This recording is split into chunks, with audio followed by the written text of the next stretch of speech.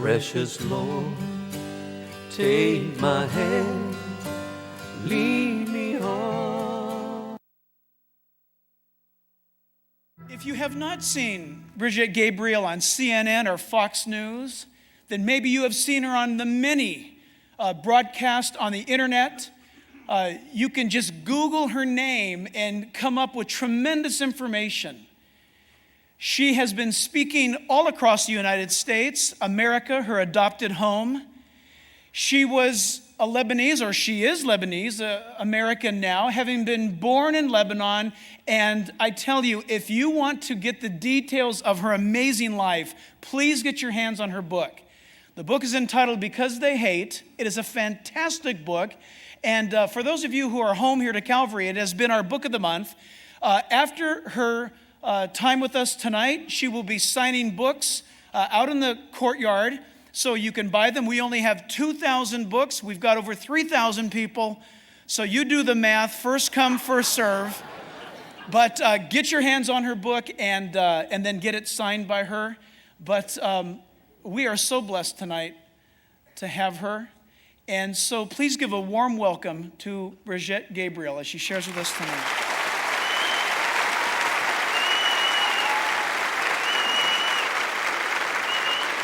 Have fun tonight. Thank you. Thank you. Thank you.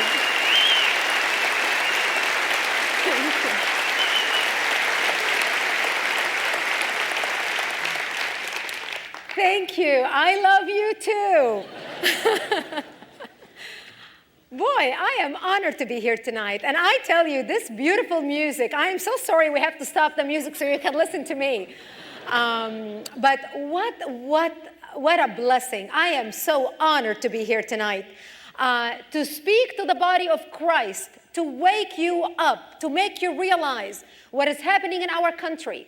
I hope that if you take nothing from here tonight, but you will go inspired, motivated, empowered, to network with each other, to mobilize, to protect our country, to be informed, to learn what we can do as citizens to make a difference in our country.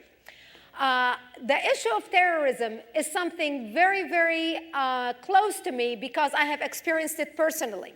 I am not only an expert like the many experts who study it 16 hours a day and live and work it 16 hours a day, but I am someone who was personally affected by it. I come from Lebanon. Many people do not realize that Lebanon used to be the only majority Christian country in the Middle East. When people think of the Middle East, they think all the people in the Middle East are Muslims, with the exception of the state of Israel. Not necessarily true. Lebanon used to be the only majority Christian country in the Middle East.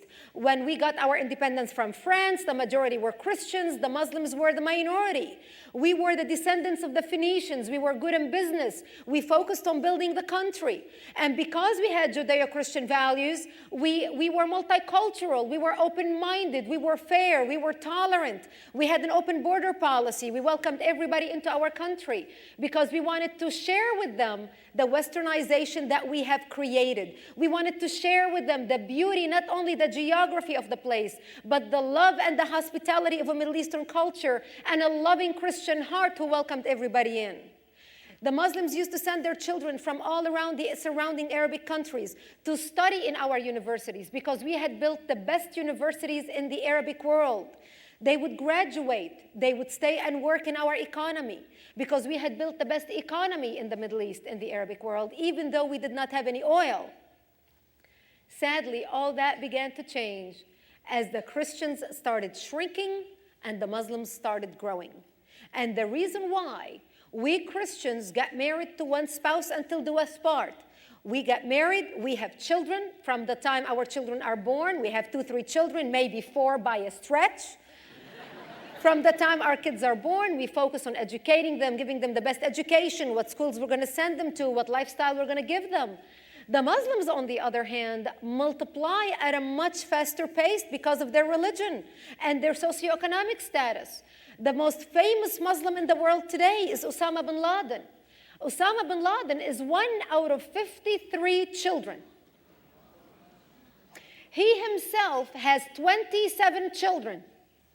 Between father and son, they have produced 80 children.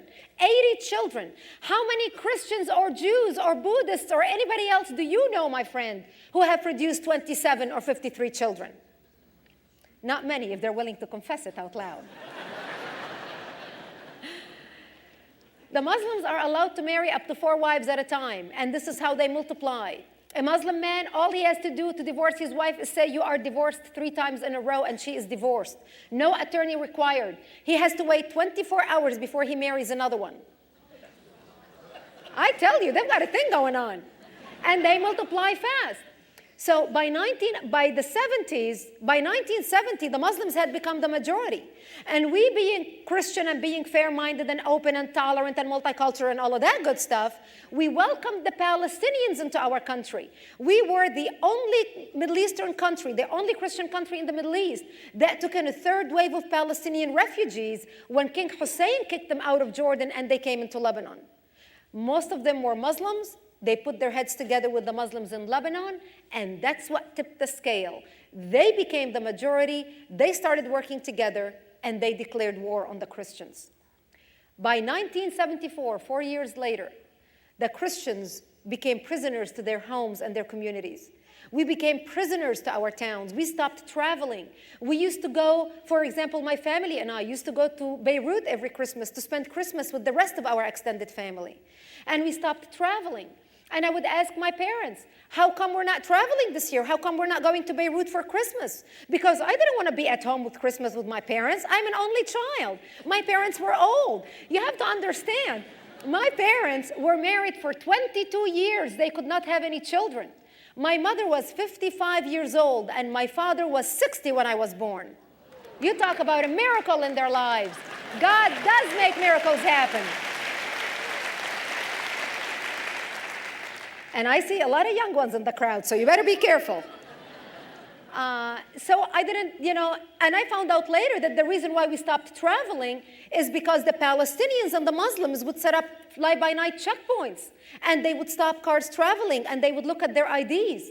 And in the Middle East, our religion is written on our ID. You are either a Christian, a Muslim, or a Jew. Not only what religion we belong to is written on our ID, but also what sect of that religion we belong to. So when they would stop the car and look at people's IDs and find out that this is a Christian family traveling, they would get everyone out of the car and shoot them in cold blood. The word traveled fast, and this is why we Christians stopped traveling. By 1975, the Muslims and the Palestinians had organized to create their own army within our country. And they created an army called Jaysh Lebanon al-Arabi, the Arabic Lebanese army. And the word Arab in the Middle East is referred only to Muslims, not to Christians. The Christians of the Middle East are not Arabs. The Christians in Lebanon are Phoenicians. The Christians in Egypt are Coptic. The Christians in Syria are Assyrians. The Christians in Iraq are Chaldo-Assyrians. We only speak the Arabic language because the Muslim conquerors who conquered our countries with using the sword and forced conversions forced us to speak the Arabic language. In Christian churches all around the world today, and at least in my Christian community, in the Maronite church, up until today, in our churches, we still speak the Aramaic language, the language in which Jesus spoke. So they started, the Palestinians and the Muslims formed an army and started massacring the Christians. They would go in and take city after city, town after town, and massacre anybody in their way. One of the most famous massacres in Lebanon is the massacre of Damour. The stories, the atrocities that the Muslims and the Palestinians committed was unbelievable. They would walk into a bomb shelter. They would find a family hiding in a bomb shelter. They would find a mother and a father with a little baby. They would take the baby, tie one leg of the baby to the mother and another leg to the father, and pull the parents apart, splitting the child in half. The biggest disservice the American media did to the American public is not show the beheading of Daniel Pearl and Nick Berg. I think the American public has the right to see the barbarism that is heading our way.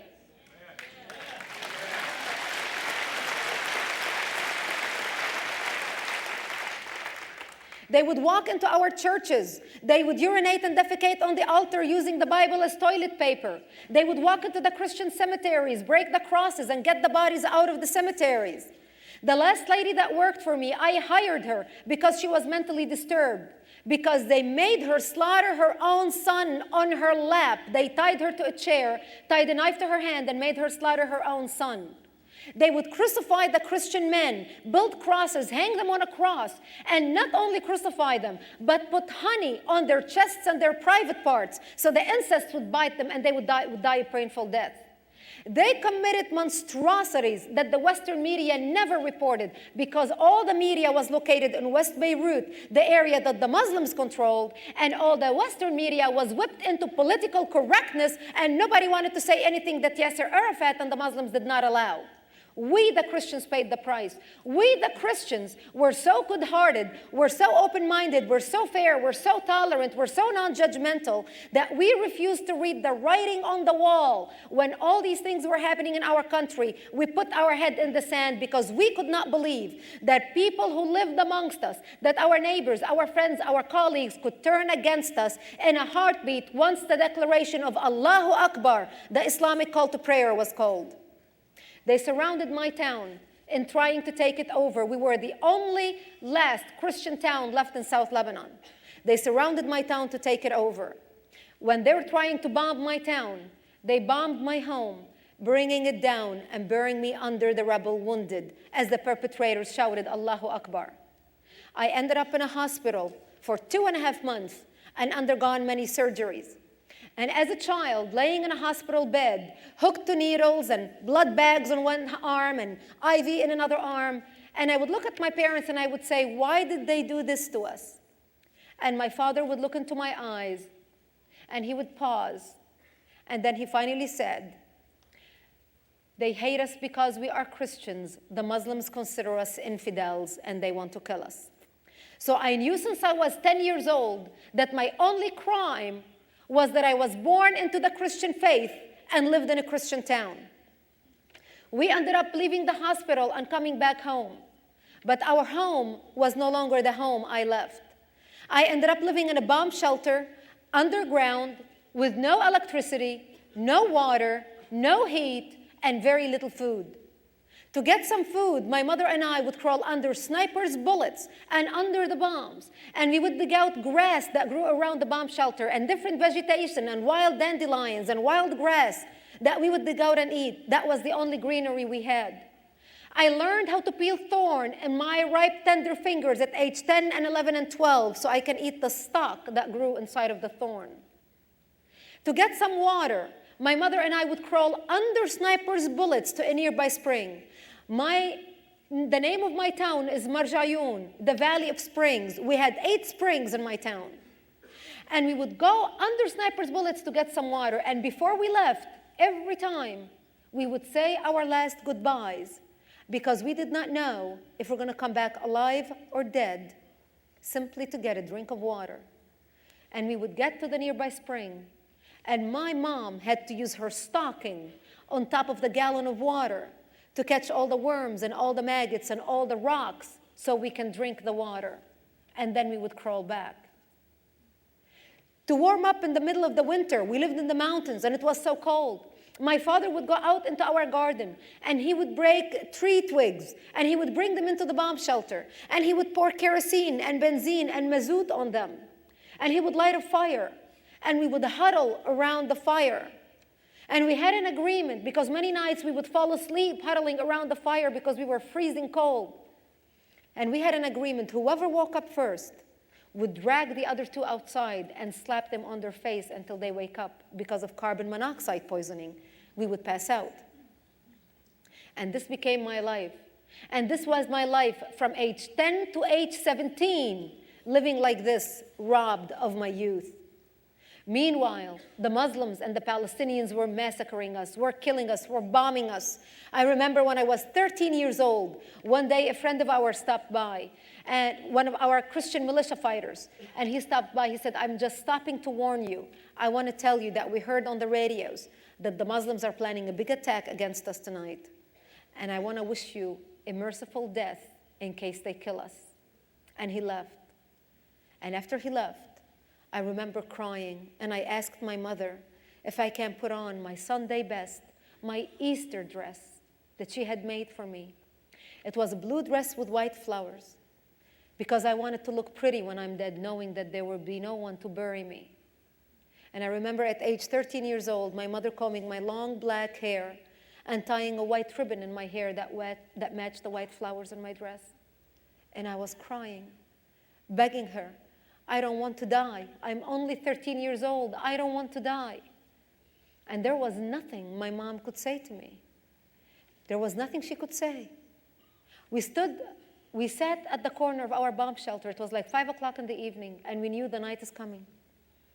And we held each other's hands, my mother, my father, and I, and we said the Lord's Prayer, because there was no one we could trust in, but put our faith in the Lord, that He will protect us, that we will walk in the valley of death, and He will be our shadow, and He will be with us. And my parents held my hand, and they said, when the Muslims come to slaughter us tonight, you just run towards Israel and never look back. We'll create a distraction. We lived a long life. You are young. Just run and never look back. Thank God I didn't have to make that decision that night. And the only reason we stayed alive is that's the night when Israel came in the middle of the night during Operation Litani and started pushing the Palestinians and the Muslims away from us to protect us and set up checkpoints around our area so we can stay alive and they can defend us. We became their buffer zone, the security zone in southern Lebanon. And this went on for another 5 years. And in 1982, Israel invaded Lebanon. And the only reason Israel invaded Lebanon in 1982 is because Syria and Iran had gotten involved in the war in Lebanon and started financing and supporting and protecting the radical Muslims who were fighting in Lebanon and shelling Israel in the name of Lebanese resistance, to the point the northern towns in Israel, their lives ceased to exist just like us. They were living in bomb shelters. When I hear our president today talk about Syria and Iran, the axis of evil, I look back and I think, where was he living 30 years ago? Syria and Iran are nothing new. Syria and Iran were supporting and financing the terrorist organization, turning Lebanon into a terrorist hub. The Lebanese war was not a war between the Christian Lebanese and the Muslim Lebanese. The Lebanese war was the front lines in the war on terror that started over 30 years ago in the Middle East, and the Muslims started destroying the first and only Christian country in the Middle East because we were much weaker than Israel. We could not protect ourselves. We didn't have an army literally to protect us, and they were able to use our democracy against us, our fair-mindedness against us, our open border policy against us. Iran and Syria were recruiting Muslims from all over the Arabic world who came to fight in Lebanon. They were Muslims coming from Egypt, from Syria, from Saudi Arabia, from Iraq, from Iran, from all over the Arabic world to fight the Christians, to control the Christians in Lebanon, and to create a terror base from which to fight Israel and then launch their attacks against the West. During that bombing, my mother became wounded, and we had to take her to an Israeli hospital for treatment. For my mother, it was a life-saving experience.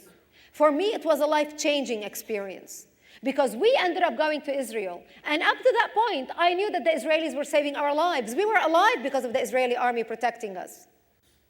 But when we went to Israel, that's when I realized that we are truly fighting a clash of civilization between the West and the East, the Judeo-Christian values and the Muslim-Arabic values. We were in the hospital in Israel, and there were hundreds of people wounded on the floor. And I remember looking around and seeing the Israeli soldiers and the Israeli doctors treat everybody according to their injuries. I could not believe my eyes. There were Muslims brought in from Lebanon, Palestinian terrorists brought in from Lebanon, Israeli soldiers, Christians. I could not believe my eyes. I said to myself, I can understand why the Israelis are treating me. I am their friend. I am their ally. I am their buddy. I am their buffer zone. But why the heck are they treating the Muslims and the Palestinians? Little did I know about the values and the character of the Israeli people. The doctors treated everyone according to their injury. They did not see religion. They did not see political affiliation. They did not see nationality. They saw people in need and they helped. The doctor treated my mother before he treated the Israeli soldier laying next to her. I could not believe my eyes. They took us to the 4th floor of the hospital, and we were not there but maybe 5 minutes.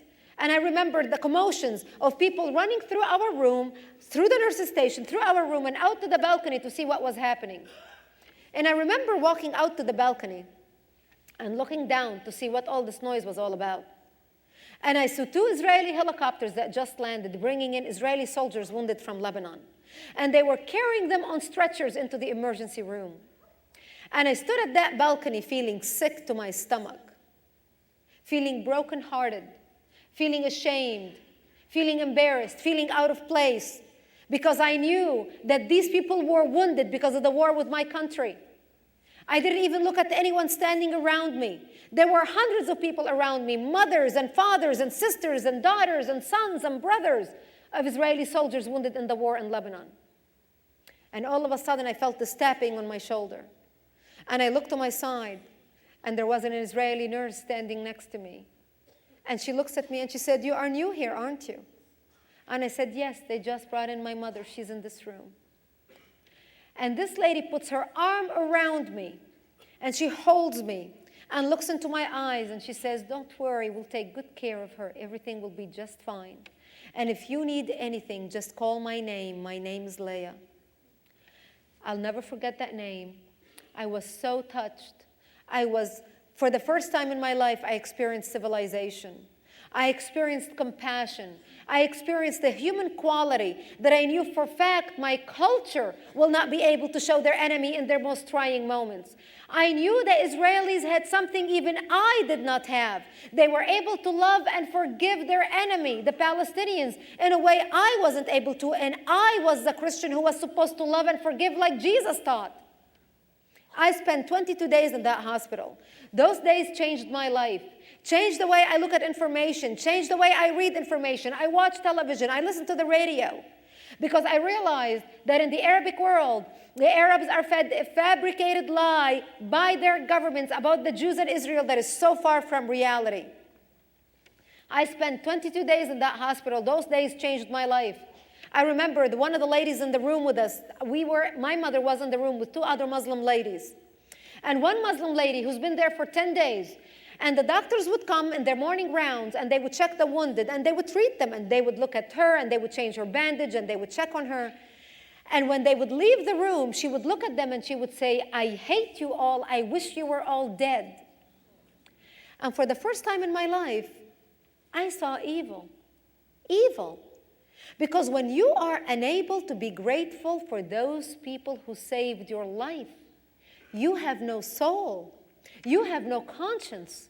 You have just crossed a fine line that's very ugly on the other side. And I started realizing that Muslims teach their children hatred from their mother's milk, while we Christians and Jews talk about love, talk about compassion, talk about forgiveness, read our Bible, listen to what Jesus said. They have a completely different idea of understanding and completely different way of thinking than we do. I had to leave Israel because I had to go back to Lebanon and take care of my parents, because I'm an only child and they had no one to take care of them, and they were old. But I vowed that one day I will return to Israel, that one day I will come back and live amongst those people whose values I respected, whose characters I wanted to adopt, whom I admired.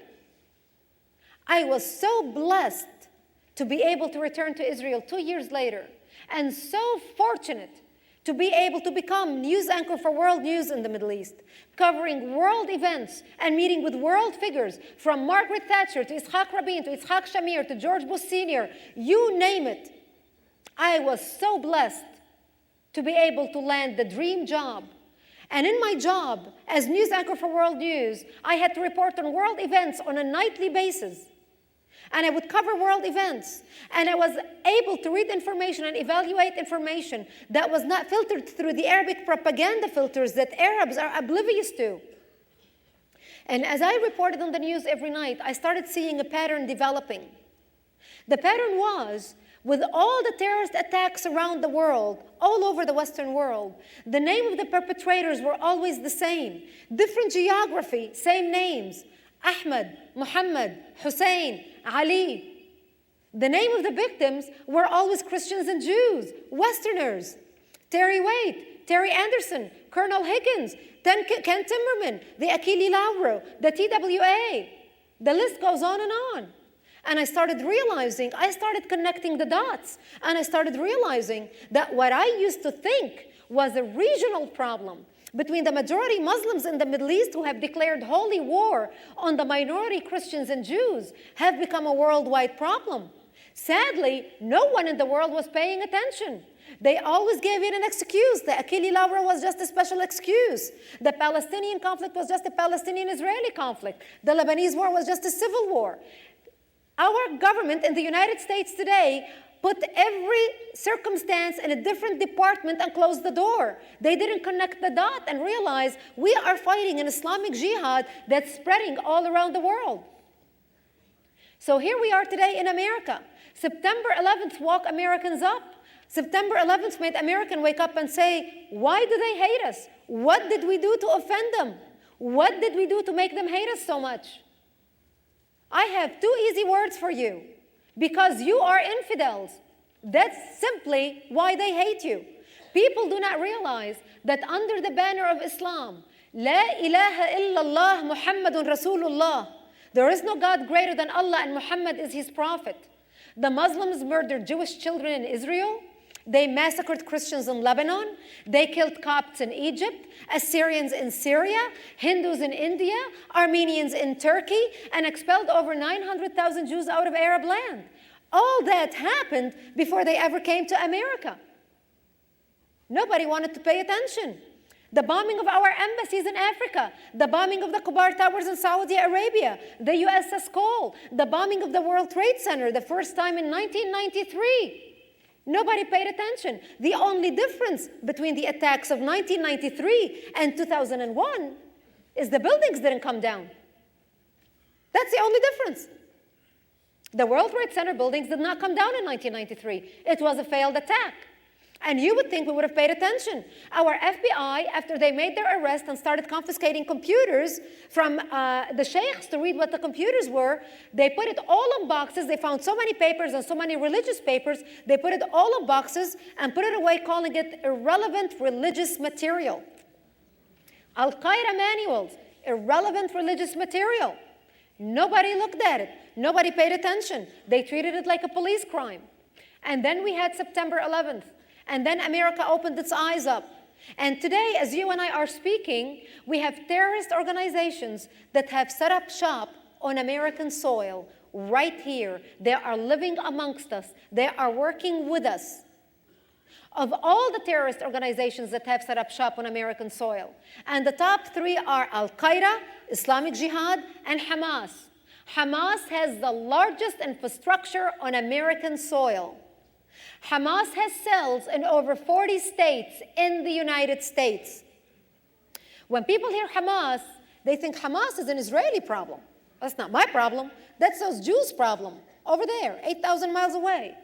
Hamas is here. And I'm going to name you some of the cities that Hamas has cells in. Hamas has cells in Boston, in New York, in Laurel, Maryland, in Potomac, Maryland, in Washington, D.C., in Herndon, Virginia, Springfield, Virginia, Raleigh, North Carolina, Boca Raton, Florida, Fort Lauderdale, Florida, Philadelphia, Cleveland, Charlotte, Orlando, Tampa, Detroit, Houston, Texas, Columbia, Missouri, Plainfield, Illinois, Kansas, Chicago, Denver, Oklahoma, Arlington, Texas, Dallas, Texas, Tucson, Seattle, San Francisco, Santa Clara, Los Angeles, San Diego, Anaheim, Orange County, LA. They are right here amongst us. In their charter, Hamas charter, which was written in 1988 and made public, they talk about their enemy to be destroyed. Article 22 of the Hamas charter, and I'm going to quote you. Quote, with their money, talking about their enemy, they created secret organizations that spread around the world in order to destroy societies and carry out Zionist interests. Such organizations are the Freemasons, Rotary clubs, Lions clubs, B'nai B'rith, and the likes. All of them are destructive espionage organizations to be destroyed. With their money, they've taken control of the imperialist states and pushed them to occupy many countries in order to exploit the wealth of those countries and spread corruption there, end quote. This is the Hamas charter. Now, how many good-hearted Lion Club members Rotary Club members, Freemasons, know when they wake up in the morning to go to their meetings to raise money to better their communities that they are mentioned in the Hamas charter as an enemy to be destroyed. Hamas, the largest terrorist organizations on American soil. Right here, the ignorance in our society is shocking. Hamas is not the only problem. Hezbollah is another problem. When you watch the news, and especially in the last year, when you watch the war in Lebanon between Hezbollah and Israel, and you watched how we were clearing out Lebanese citizens, quote, American citizens coming to the United States who were trapped in Lebanon. Hezbollah has terror cells in the United States. Hezbollah has 11 cells in America. Our FBI arrested on American soil in the past few years 300 Hezbollah operatives. One of them was a general smuggled through the Mexican border. We know Al-Qaeda is working with the MS-13 gang, the notorious Mexican gang, in smuggling terrorists into our country as well as Hezbollah. Al-Qaeda is paying between $25,000 to $50,000 per terrorist to be smuggled into our country. Per terrorist. Hezbollah is doing the same thing.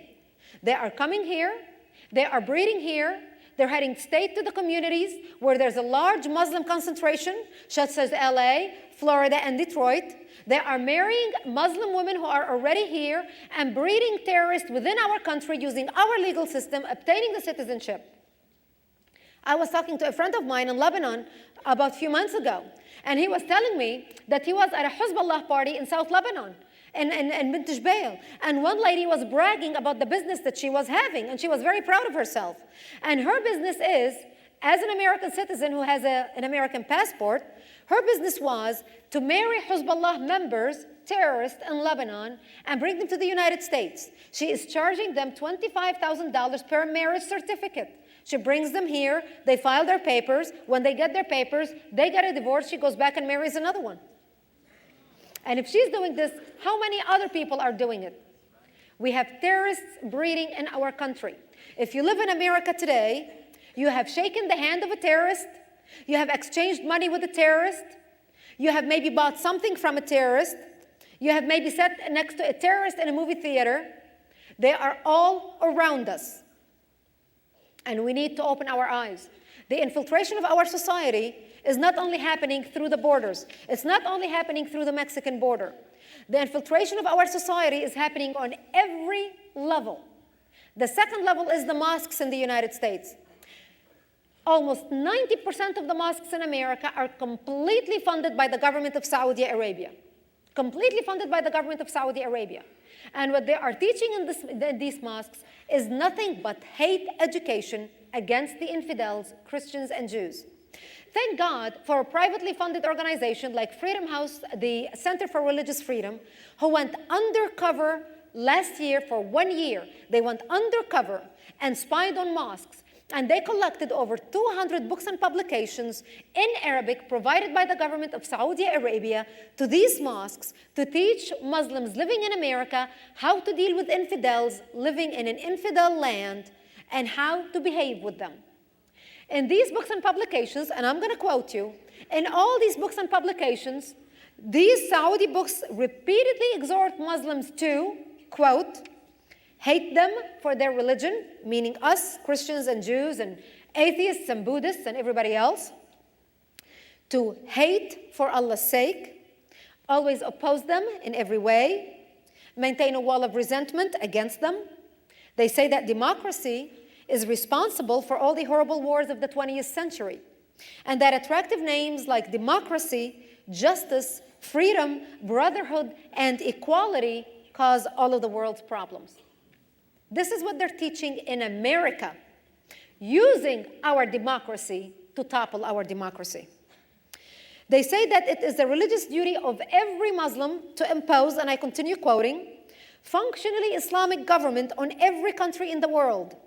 This religious duty is binding in principle, in law, in self-defense, in community, and as a sacred obligation of jihad.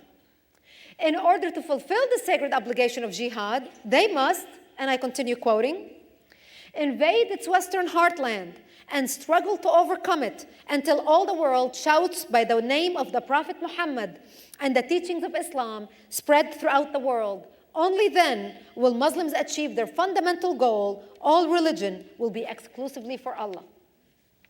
This is what they are teaching in mosque down the street from your community. Don't be fooled, my friend, with all this talk about interfaith dialogue and all that nonsense taking place in English. You need to go in and see what they are teaching in Arabic. They are literally building an army, an enemy from within to topple our democracy from within. The problem not only in the mosques, but also in the private schools, in the madrasas, which is in Islamic schools in the United States. When you hear the word madrasas, you think Iran, Pakistan. That's when we hear the word madrasa is associated with. We have madrasas right here in the United States. One of the most notorious madrasas are in Virginia on the backyard of the White House. And what they're teaching young Islamic American students from kindergarten until high school, until 12th grade, they're teaching them that Christians and Jews are apes and pigs because they are cursed by Allah. They are teaching them, according to the Quran, that if there is a Jew behind the tree, go and kill him. Now, this hate education should not be tolerated in our country against any group of people. Absolutely none.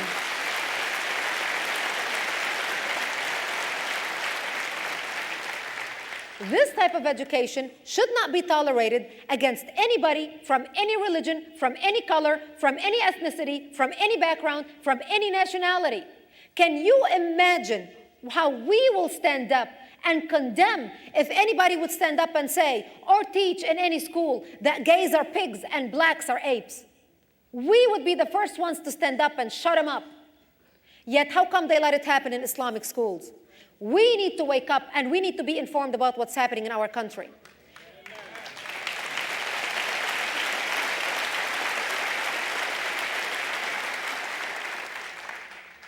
The problem is not only the borders, it is not only the mosques, it is not only the Islamic communities within our nation.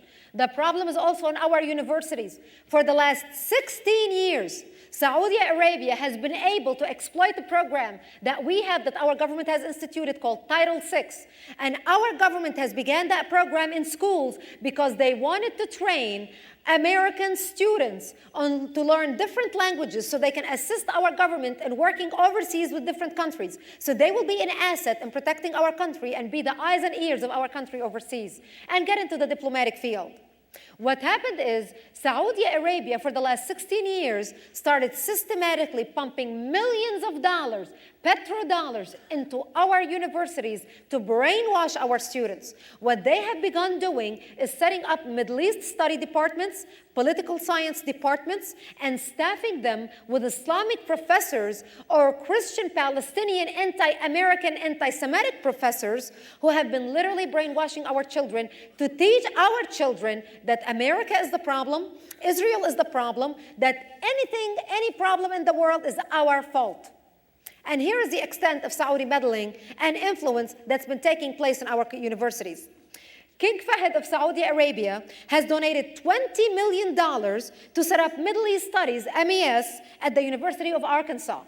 $5 million donated to Berkeley's MES from 2 Saudi sheikhs linked to Al-Qaeda. And Berkeley, of course, took the money. Harvard has received $22.5 million, as did Georgetown, $28.1 million just this last spring. $11 million went to Cornell, $5 million to MIT, $1.5 million to Texas A&M, $1 million to Princeton. Rutgers received $5 million chair endowment, as did Columbia, which tried to conceal the source of the funds. Other recipients of Saudi-tainted monies they include UC Santa Barbara, Johns Hopkins University, Rice University, American University, University of Chicago, USC, UCLA, Duke University, Syracuse University, Howard University, and countless others. We pump the gas, they pump poison into our children's mind and teach them to hate America. University of Idaho, Washington State University, Ohio State University, Arizona State University, University of Michigan at Ann Arbor, UC Los Angeles, UC Irvine, UC Berkeley, UCLA, University of South Florida, Georgetown, Columbia, Harvard, Connecticut, and numerous others. We're not talking about only Ivy League universities. We're talking from the top to the state level to community colleges. They have infiltrated our universities.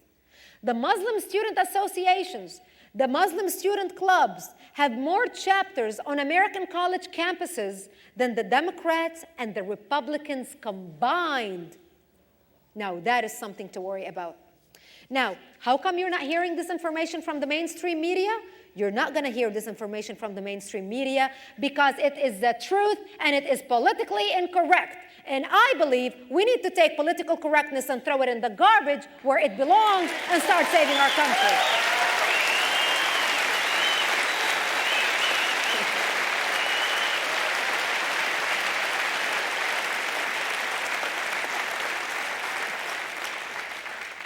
As for me, I will no longer stay silent because we're going to lose our country.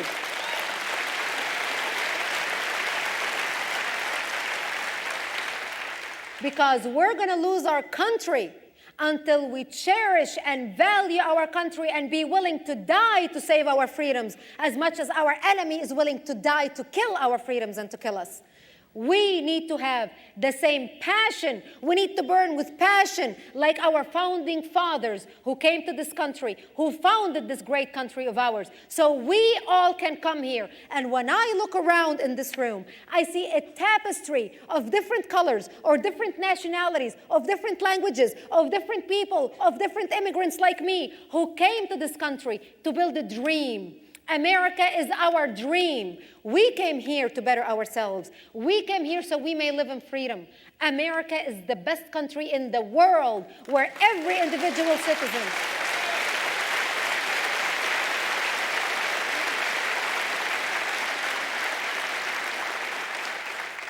America is the melting pot. It is God's gift to the universe. Trust me, take it from an immigrant. If you have never lived outside of this country, this is heaven on earth.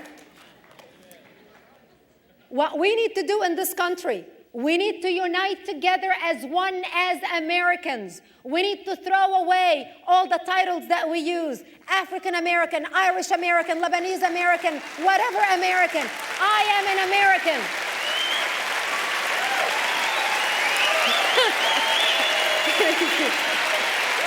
I am an American.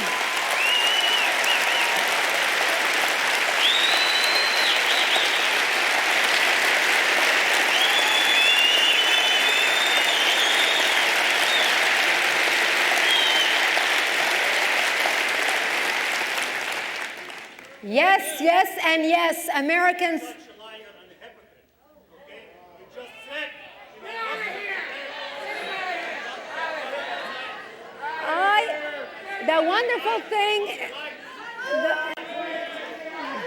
The wonderful thing in our country is, at least in this country,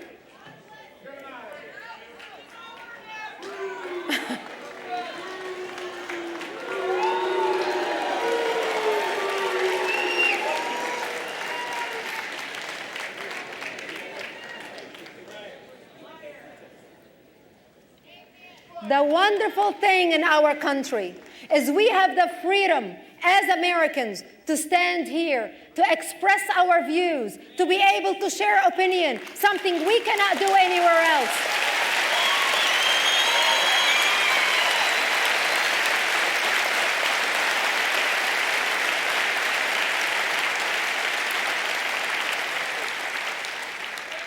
At least in this country, I am able to stand on a podium and look at other people and may not agree with their point of view, but I respect his opinion to be able to stand up and his right to speak against me, because this is what our country stands for and this is what we pride ourselves on. He will not be able to do that in his country or wherever he came from.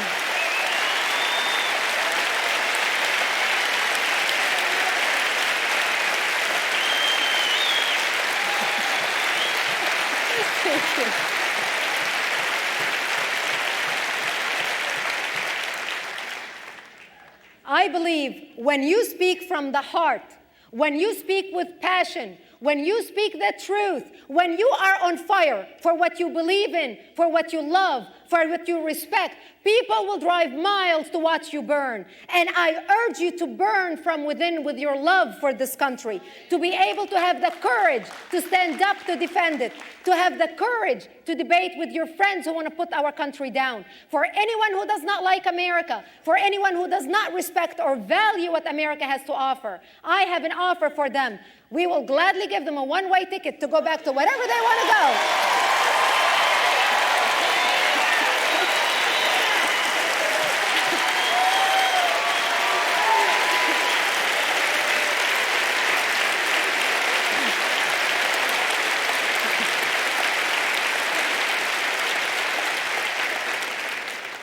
This country is holy ground.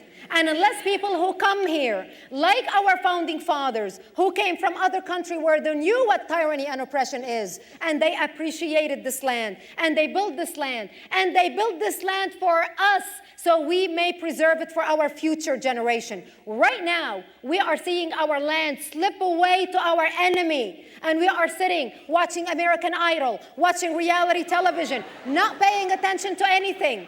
Sadly, we need to wake up. We need to wake up. And I tell you what I am doing to wake our country up. In 2002, I founded an organization called American Congress for Truth.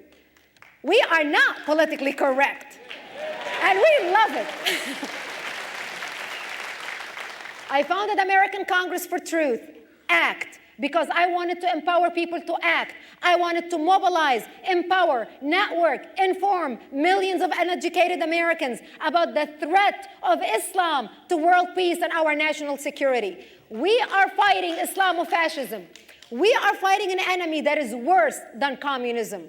We are fighting an enemy that is bent on destroying us. Now, we can sit together and make diversity quilts and do feely-goody things and pass our time, but we've got to wake up to the reality. We've got to wake up that we have an enemy organizing within our country, and we've got to stop it. So here's how we're going to stop it. With ACT, American Congress for Truth.com, and I urge every single one of you tonight to sign up on our website so you can start receiving our emails and action alerts, which is a free subscription, because I want you informed. We started informing others. We send emails one a day or every other day, or whenever we do not have technical difficulties. Technology is wonderful and a curse at the same time. The name of the organization is American Congress for Truth.com. And we are nonprofit, but it's easier to remember the .com instead of the .org. We started sending emails to thousands of members nationwide. Right now, we have thousands of members in all 50 states in the United States. We are getting ready to start setting up chapters in every city and state in the United States to mobilize average citizens to stand up and work together to save our country.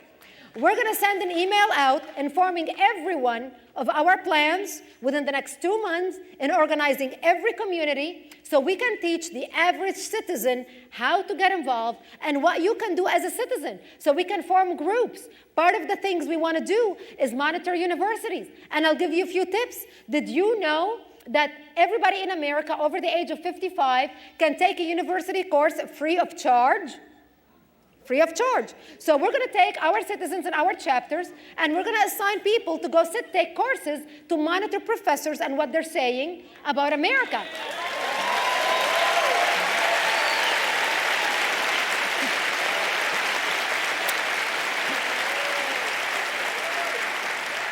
They're going to sit in classes, and they're going to see any professor that says anything derogatory about our country and our nation, he is to be reported to the administration. And if the administration is not going to do anything about it, we, the people, are going to do something about it, report him to the media and expose him.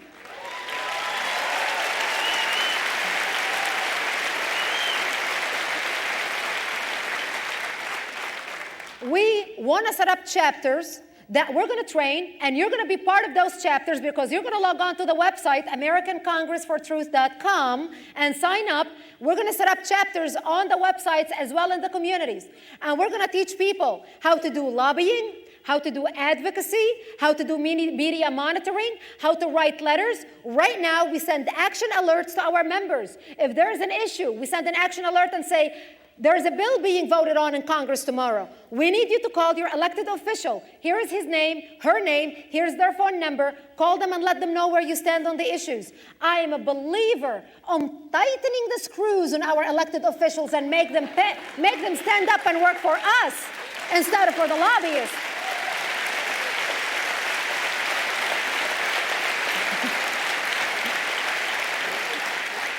I have a very simple philosophy. We put them in office, we can take them out of office as easily as we put them in. They work for us, not the other way around.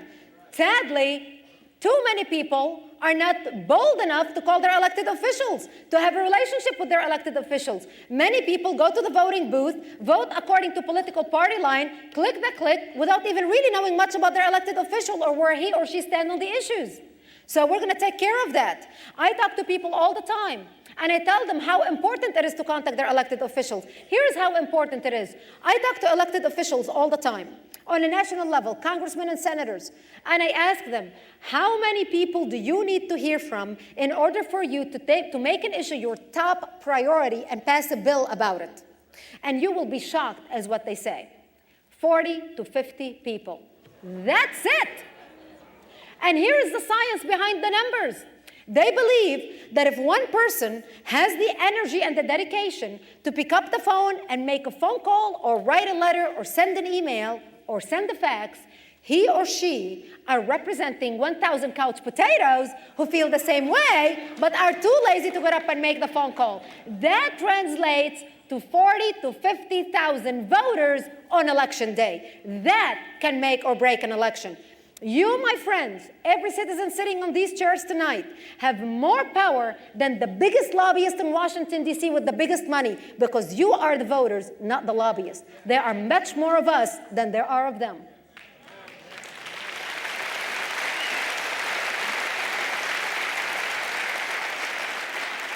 We just need to know the issues, and we need to know action alerts, so we will know what to do and who to contact. We sent an email alert yesterday. We knew a senator from Pennsylvania was going to be on the Tim Russett show on MSNBC this morning. He is going to ACARE, the Council on American Islamic Relations, who is the devil within our midst, fundraiser. So we launched an email telling all our members to contact MSNBC, because you, the average citizen, are not going to know this information unless we tell you. This is why I need you to be signed up with us so you'll know this stuff. So we sent an email to all our members. We said, contact MSNBC. We gave them the link to MSNBC. Contact the Tim Russett Show. Here is the number. Here are the questions you need to propose, because MSNBC asks you, propose question for us so we will know what to ask the senator. We sent a list of questions. We sent a list of the excuses that MSNBC should not accept from the senators. This is the power that you have as individuals. So instead of sitting around and complaining about us being so frustrated about, now I know what's happening, what can I do about it because I am so frustrated and I want to do something? We are creating the vehicle for every single one of you to do something about it. And we need your help as much as you need our help.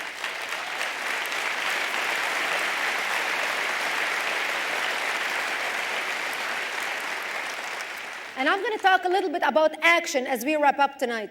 My parents, God bless their soul. I had the most outstanding parents any child could ever have.